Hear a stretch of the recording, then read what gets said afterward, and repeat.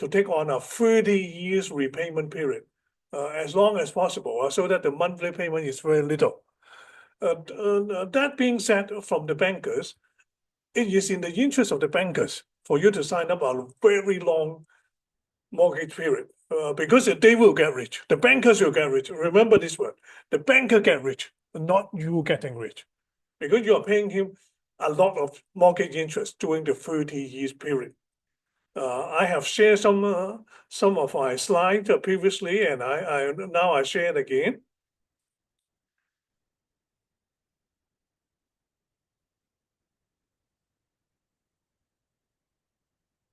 In a typical, let's say, if you take out buy a 1 million property house in Kuala Lumpur, and then you take on a 30 years mortgage on a 900,000 mortgage, you just pay 10% deposit. The total interest you altogether pay is 1 million, all through the 30-year period. But I have been buying property, 5 to 6 property in the past, and every time I repay my property unit within 5 years to 7 years.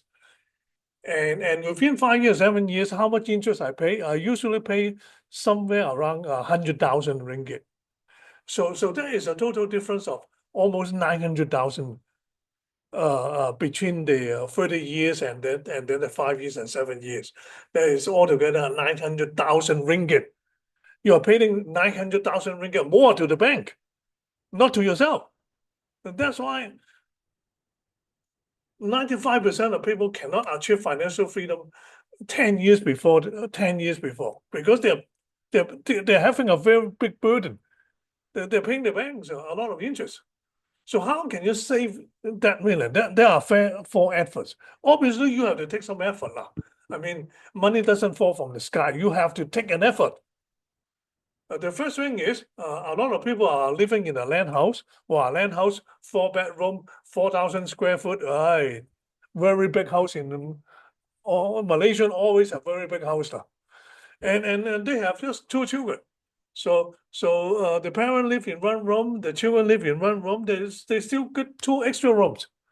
Some of them use it as a storage area or whatever. But actually, for a smarter way to save your cost or to earn some money out of your house, you actually can sublet the extra bedroom. You got 2 bedrooms, sublet it, 1,000 per month, and you got 2 tenants there, and that will actually give you 2,000 ringgit every month out of your property unit. Well, that will help to pay a lot of expenses, isn't it? Yeah, and 2,000 per month means then 24,000 per year. So you got an extra 24,000 per year. That's you can pay down your mortgage every year 24,000, and in about 10 years time you pay down 240,000. So that will substantially reduce your mortgage, isn't it? Yeah. The second thing is, if you are good on investment skill, that is in my solution number 2 video. It's not on this video. I'll teach you how to actually turn your saving. No matter how big it is or how small it is, or whether it's the 10,000, 20,000, doesn't matter. I would teach you some of the ways of investing in an outstanding stock, and then turn the capital, small capital, 10,000 or 20,000, into 50% to 100% more up. And I have been doing in the past. So I double my money every year. So your small saving can grow from 24,000 to 48,000. Wow. So in a sense, in about 2 years' time, you got about 80,000 or more capital to pay off the mortgage. Now that's why you can pay off the mortgage a lot earlier, because you make money out of your unit. You make money out of your unit. You know what I say? That takes an effort. I mean, I don't say it come to you freely. You need to take some effort. Everything need to take some effort. If you want to get rich, you have to put an effort. Make sure you. But I'm afraid that you don't even have the slightest idea of how to turn your take advantage on your housing, and then earn more money out of it, and then start to repay your mortgage. And you don't have a clue how to do that. And that's why I'm giving you the clues. There are four clues altogether. and everyone can do that also, but you have to take some sort of a self-determination to do that in that direction. Well, the third thing actually is the easier way out. Well, you just rely on your parents. I mean, your parent will help you out. You borrow 50,000 from your parent every 5 years and then start paying back. And if you are very young, don't buy a house yet. Don't pay a 10% deposit. Don't. Some people are very rush in buying houses. They have just 100,000 and then they rush out to buy a house. Why don't you save it up to 200,000 or 300,000 instead of paying 10% deposit? You pay 40% deposit. As a matter of fact, in my own experience, I always pay 50% deposit because I will have a less mortgage to pay it off. It makes real sense. Don't buy property if you have a very little money. Don't do that. I mean, you live with your parent first. You save enough money, and then when you buy it, pay as much as possible in deposit so that you have a less financial burden in the future life. It all comes back to you. If you carry a very big burden, it will actually put on your shoulder for so many years. It just settle your life. The fourth one is actually the what I call the ultimate solution. I mean, it's only available to the smartest and more aggressive one, like myself. I would do that, but I doubt a lot of people would do that because it takes effort.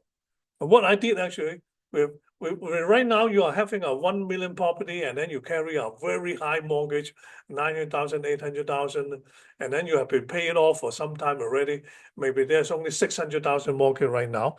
So I would actually sell the property and I get back my 400,000 cash, 400,000 cash.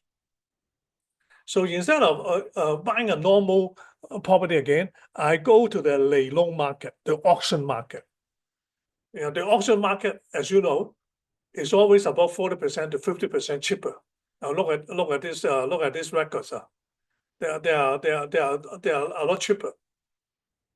And actually, is quite recent. It's very up to date. It's in June 225. It's this year, just a week ago.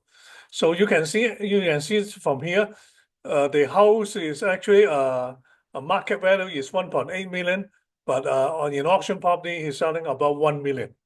Yeah, I mean, wow, so 800,000 cheaper.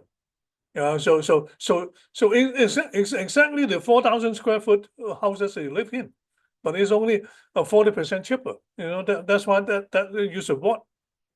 How about this one? 900 square feet, market value 500,000, and then right now it's selling 300,000. This one 1,000 square foot, market value 450,000. He's selling about 240,000, almost 50% cheaper. That's why for the 400,000 you get on. I mean, if you don't have a very big family, if you don't live with a parent, and then you have a 7 or 8 people in the house, you just have you yourself and your 2 kids. I mean, 1,000 square feet is actually quite affordable. You got 400,000, you pay 200,000 for 1,000 square foot. You pay it all in cash, and you still got 150,000 cash in your hand, and then you got a affordable home already, and that's why you achieve financial freedom a lot sooner than all your neighbors and than all your friends. You achieve 10 years or 20 years before that because you buy your property at a 40% discount, and they buy at a full market price. They have a very big financial bonus. They look good in the surface, but actually they are in debt. You don't look good, but you're all cash. That's the difference between you and them. So I think all that is what I want to share with you. I just repeat, if you do the above 4 steps, I did some four efforts. Effort 1, effort 2, effort 3, effort 4. You can go on to listen to tape again, and as long as you do all these measures, you will achieve your financial freedom a lot sooner because you save almost $1 million out of the mortgage interest. $1 million make you rich. The people who pay 30 years mortgage, they make the banker rich. That's the difference. Thank you very much for watching, and I hope you learned something from that. And then so the next thing to do is listen to my second video. I will teach you some investment skill, how to turn your small saving every month.